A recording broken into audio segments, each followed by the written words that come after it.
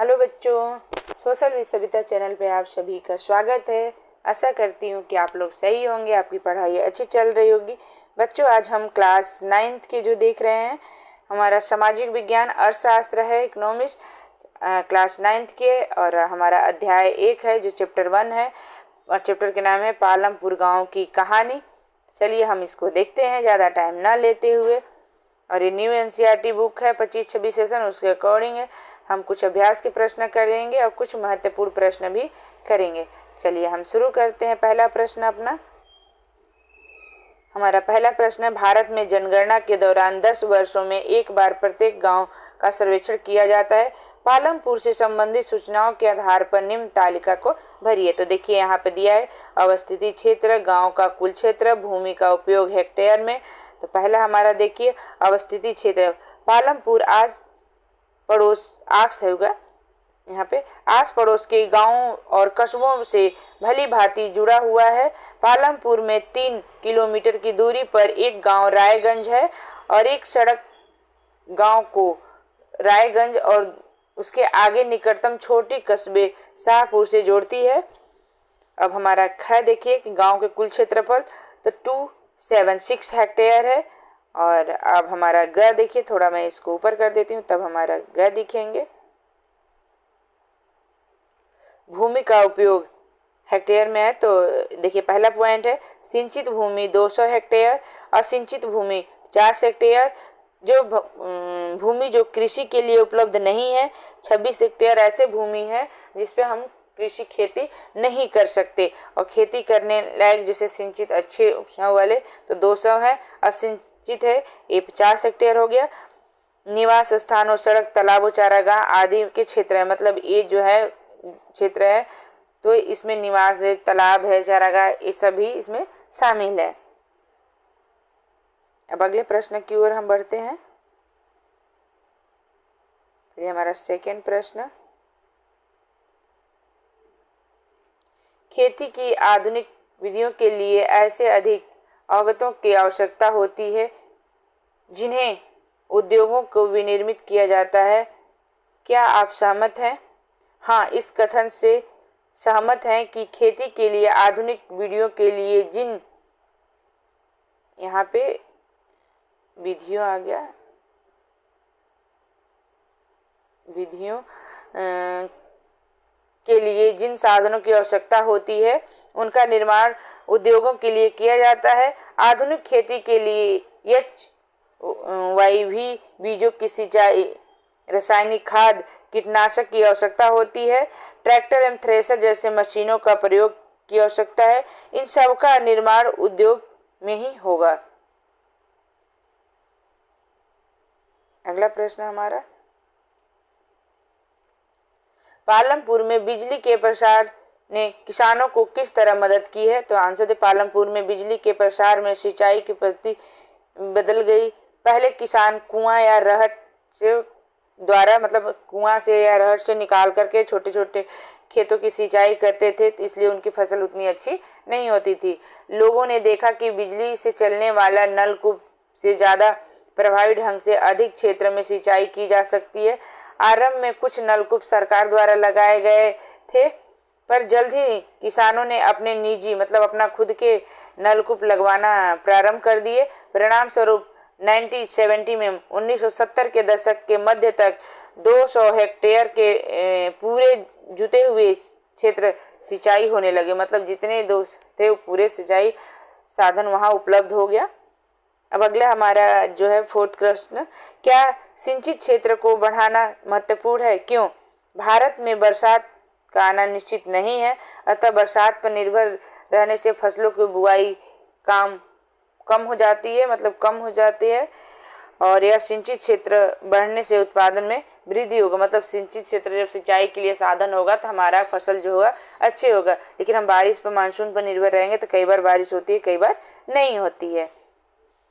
अगला देखिए, पालमपुर में 400 परिवारों में भूमि का वितरण एक सारणी में बनाइए। तो यहाँ देखिए एक भूमिहीन परिवार और मतलब इनके क्या के, तो भूमिहीन परिवार जो है 150 है, दलित हैं, और 2 हेक्टेयर से कम भूमि वाले जो लोग हैं 240 परिवार ऐसे हैं। और 200 हेक्टेयर से अधिक भूमि वाले जो है 60 परिवार ऐसे हैं। तो कुल मिलाकर के कितने हो गए 450 सॉरी। तो ये देख सकते हैं कि ये टोटल यहाँ पर वितरण मतलब अलग अलग लोगों में कौन सा लोग के पास कितने जमीन।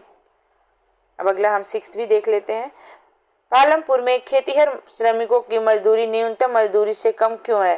पालमपुर गांव में खेतीहर श्रमिकों को काम के लिए परस्पर प्रतिस्पर्धा मतलब कंपटीशन होता था, इसलिए लोग कम वेतन पर भी काम करने के लिए तैयार हो जाते थे। मतलब वहाँ पे इसलिए प्रतिस्पर्धा होता था कि कंपटीशन की हमें वहाँ कई लोग और काम उतना मिलता नहीं था, तो इसको काम नहीं तो दूसरे व्यक्ति को मिल जाए, इसलिए वहाँ कम वेतन पर भी लोग मिल जाते थे आसानी से। अपने क्षेत्र में 2 श्रमिकों से बात कीजिए। खेतों में काम करने वाले या विनिर्माण कार्य में लगे मजदूरों के में से किसी को चुने। उन्हें कितना मजदूरी मिलता है? क्या उन्हें नगद पैसा मिलता है या वस्तु के रूप में? क्या उन्हें नियमित रूप से काम मिलता है? क्या वे कर्ज में हैं? बच्चों, इसे नोट भी करते चलना ताकि आप बाद में याद कर सकें। मैंने अपने क्षेत्र में 2 मजदूरों से बात की। उनमें से एक खेतों में काम करता है और दूसरा विनिर्माण कार्य में मजदूरी करता है। खेतों में काम करने वाले को 150 से 200 रुपये मिलते हैं, जबकि विनिर्माण मजदूरी को 250 से 300 रुपये मिलते हैं। उन्हें नगद पैसे मिलता है, उन्हें नियमित रूप से काम नहीं मिलता, वे कर्ज में डूबे हुए हैं। अगला हमारा 8 प्रश्न देखिए।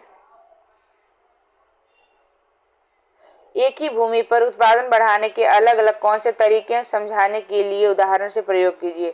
एक ही भूमि पर उत्पादन को बढ़ाने के लिए निम्न तरीका है। पहला है बहुविध फसल प्रयोग द्वारा उत्पादन बढ़ाया जा सकता है और प्रभावी ढंग से सिंचाई की व्यवस्था हो। HYB बीजों द्वारा मतलब अच्छे किस्म का बीजों द्वारा, उर्वरक, रासायनिक खाद, कीटनाशक दवाइयाँ होगा यहाँ पे, कीटनाशक दवाइयाँ का उपयोग करके। और यहाँ पे 9 देखिए। 1 हेक्टेयर भूमि में के मालिक किसान के कार्य का ब्यौरा दीजिए।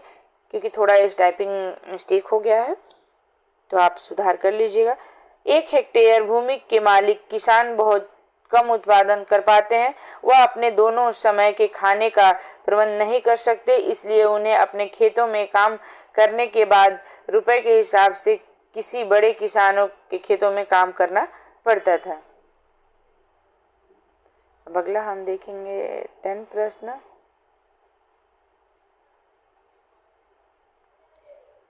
मझले और बड़े मतलब बीच और बड़े किसान कृषि के कैसे पूंजी प्राप्त करते हैं, वे छोटे किसानों से कैसे भिन्न हैं? तो आंसर देखिए, बड़े और मझले किसान खेती से ज़्यादातर कृषि उत्पादों के बेचते हैं और कमाई के एक भाग को अलग मौसम के लिए मतलब एक भाग बेच करके रख देते हैं कि जब कृषि फिर करेंगे तो उसके लिए पूंजी व्यवस्था को लिए बचा कर रख जाता है। इस तरह वो अपने खेतों के लिए पूंजी की व्यवस्था अपने ही बचत से कर लेते हैं। कुछ किसान बचत का उपयोग पशु, ट्रक आदि खरीदने अथवा दुकान खोलने में भी करते हैं। जैसे कि हम देखते हैं कि इन सब का गैर कृषि कार्य के लिए मतलब कृषि के साथ साथ कोई और कार्य भी करना वो गैर कृषि पूंजी कहते हैं। दूसरी ओर छोटे किसान पूंजी का प्रबंध करने के लिए बड़े किसानों या व्यापारियों से अधिक दर पर ब्याज पैसा उधार लेते हैं। इस ऋण को चुकाने में कठिनाइयों का सामना करना पड़ता है। अब हमारा अगला प्रश्न है, देखिए। सविता को किन शर्तों पर तेजपाल सिंह से ऋण मिला? क्या ब्याज की कम दर पर बैंक से कर्ज मिलने पर सविता की स्थिति अलग होती? सविता को तेजपाल से 4 महीने के लिए 24% ब्याज पर ऋण मिला। यदि सविता बैंक से ऋण लेती तो बहुत कम ब्याज पर ऋण मिल जाता मतलब कर्ज मिल जाता। अगला प्रश्न हमारा है, अपने क्षेत्र में कुछ पुराने निवासियों से बात कीजिए और पिछले 30 वर्षों में सिंचाई और उत्पादन के तरीकों में परिवर्तन हुए एक संक्षिप्त रिपोर्ट दीजिए। तो यहाँ से देखिए, अपने क्षेत्र में पुराने निवासियों से बात करने से पता चलता है कि 30 वर्ष पहले सिंचाई रहट से होती थी। खेतों की जुताई बैलों की सहायता से करते थे। उन्हें बताया कि अब तो सिंचाई के लिए नलकूपों से हो रहा है, सभी फसलों का उत्पादन मशीनों से हो रहा है। अगला है, आपके क्षेत्र में कौन से गैर कृषि उत्पादन कार्य हो रहे हैं, इनकी एक संक्षिप्त सूची बनाइए।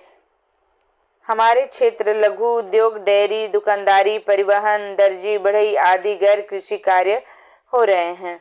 अब अगला प्रश्न देखते हैं हम। गांव में और अधिक गैर कृषि कार्य आरंभ करने के लिए क्या किया जा सकता है? गांव में अधिक से अधिक गैर कृषि कार्य प्रारंभ करने के लिए लोगों को प्रशिक्षित किया जाना चाहिए। सरकार को आसान ऋण उपलब्ध करवाना चाहिए। स्वयंसेवी संस्थाओं का स्थापना करनी चाहिए। लघु उद्योग के लिए प्रोत्साहित करना चाहिए। तो ये देख सकते हैं कि गांव में किस तरह से अधिक गैर कृषि कार्य का प्रारंभ करने के लिए अब हम महत्वपूर्ण क्वेश्चन जो करेंगे। और बच्चों, इसे कॉपी में बहुविधि फसल प्रणाली किसे कहते हैं? तो एक वर्ष में किसी भूमि पर एक से ज्यादा फसल पैदा करने की विधि को बहुविध प्रणाली कहते हैं। अगला हमारा प्रश्न है, वस्तुओं और सेवाओं के उत्पादन के लिए किन किन चीजों की आवश्यकता होती है? तो वस्तुओं और सेवाओं के उत्पादन के लिए निम्न चीजों की आवश्यकता होती है। भूमि, श्रम, भौतिक पूंजी, मानव पूंजी, ये सारी चीजों की जरूरत होती है। अगला प्रश्न है, भौतिक पूंजी से आप क्या समझते हैं? भौतिक पूंजी उन सभी संसाधनों को कहते हैं जो हमारे रोजमर्रा के उपयोग में मदद करते हैं। अगला प्रश्न है, पालमपुर गांव के मुख्य क्रिया कौन कौन से है? तो पालमपुर गांव के सबसे पहले हमने देखा कि मुख्य क्रिया खेती मुख्य क्रिया है। लघु स्तरीय निर्माण कार्य, डेयरी, यहाँ डेयरी आ जाएगा, परिवहन आदि है। अगला हमारा प्रश्न है, स्थायी पूंजी और कार्यशील पूंजी दोनों में अंतर। तो स्थायी पूंजी देखिए, उत्पादन में इन पूंजी का कई वर्षों तक उपयोग होता है। उदाहरण के लिए औजार, मशीन, भवन, क्योंकि एक बार खरीदने पर इसे कई सालों तक हम इस्तेमाल करते हैं। कार्यशील पूंजी, उत्पादन क्रिया के दौरान एक पूंजी समाप्त हो जाती है तो फिर हम उसे, जैसे उदाहरण के कच्चा माल और नगद पैसे। अगला है, पालमपुर गांव में कितने परिवार रहते थे? तो 450 परिवार रहते थे। अपने देखा है, हमने ऊपर भी कराया था इसे। और अगला प्रश्न है, पालमपुर गांव में शिक्षा की क्या व्यवस्था थी? तो पालमपुर गांव में एक हाई स्कूल और 2 प्राथमिक विद्यालय थे।